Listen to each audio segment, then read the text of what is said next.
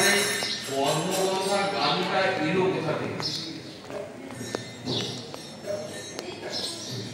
নবলক্ষ যে ধেনু আছে নন্দ মহারাজের, তার মধ্যে কয়েকটা মাত্র পদ্মগন্ধা গান, সেটা এলো কোথা থেকে? না সেটা এলো কোথা থেকে জানে? ধরুন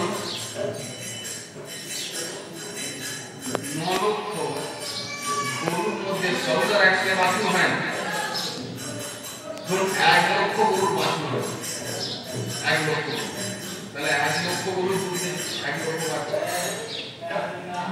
এখন ওই 1 লক্ষ গরুর বাছুর থেকে 1000 বাছুরকে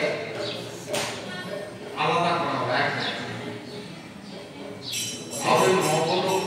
1 লক্ষ গরু দুধ দহন করে ওই 1000 বাছুরকে খাওয়ানো, সবাই খেত নিজের মায়ের দুধ, তারপর অতিরিক্ত দুধটা আবার দহন করে 1000 বাছুরকে খাওয়ানো হতো।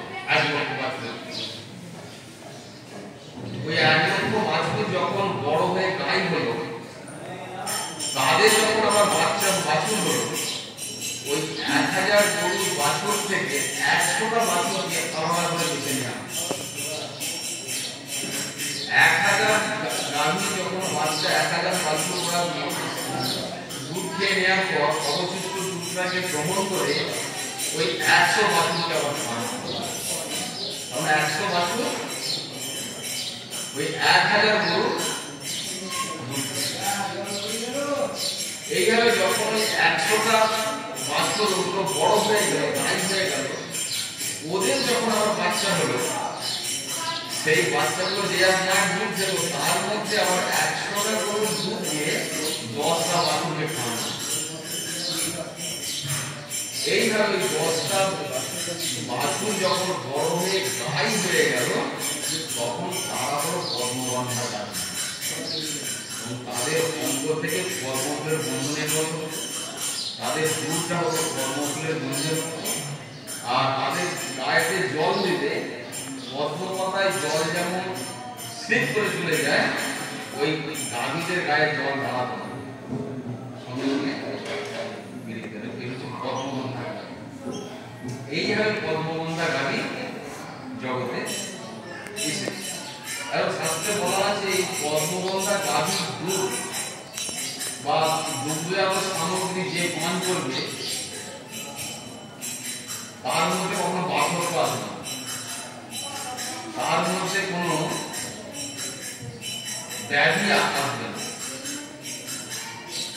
যশোদা মা ওই পদ্মগন্ধার গাভীর দুধ, দুগ্ধজাত ক্ষীর, সব নবনীত সব প্রভাবে পদ্মগন্ধা নিজে হাতে এগুলোকে পরিচর্যা করে।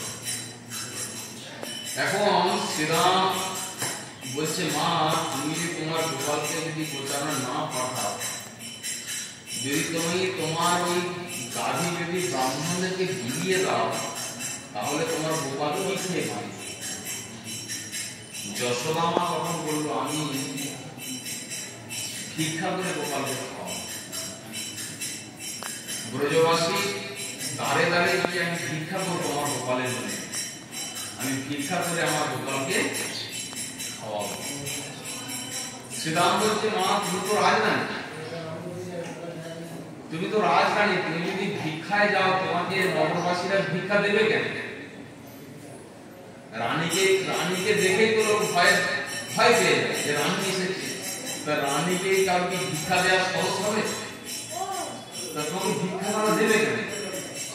তখন যশোদা মা বললেন, আমাকে যদি তারা ভিক্ষা না দেয়, তাহলে ব্রজবাসীরা যেটা প্রসাদ পেয়ে তারা যেটা ফেলে দেবে, সেই উচ্ছিষ্ট একটু প্রসাদ আমি কুড়িয়ে গোপালকে খাওয়াবো, আমি গোপালকে গোচারণে পাঠাবো। মা খুব আজকে জেদ হয়েছে গোপালকে গোচারণে পাঠাবো।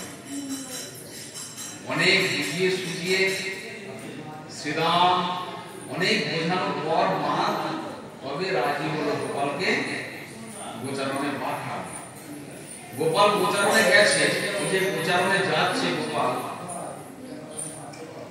ওই গোচারণে যাওয়ার সময় তার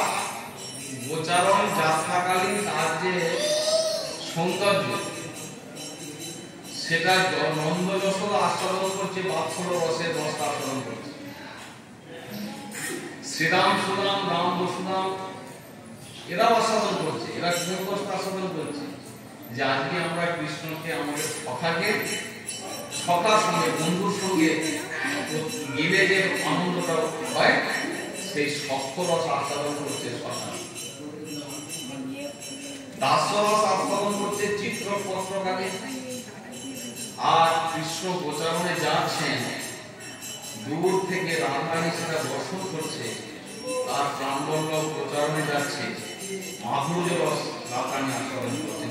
দেখুন এটাই হচ্ছে ভগবানের ভগবত্তা। ভগবান একটাই লীলা করছে, গোচারণে যাচ্ছে, কিন্তু চার রসের ভক্ত ভগবান থেকে একই লীলা থেকে চারজন চার রস আস্বাদন করছে।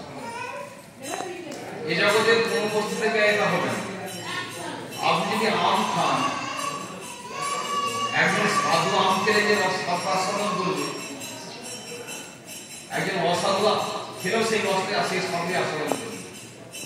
কিন্তু ভগবান এমন এক বস্তু, তিনি একটাই লীলা করছেন, চার শ্রেণীর ভক্ত চার রকম রস তাতে আস্বাদন করছে।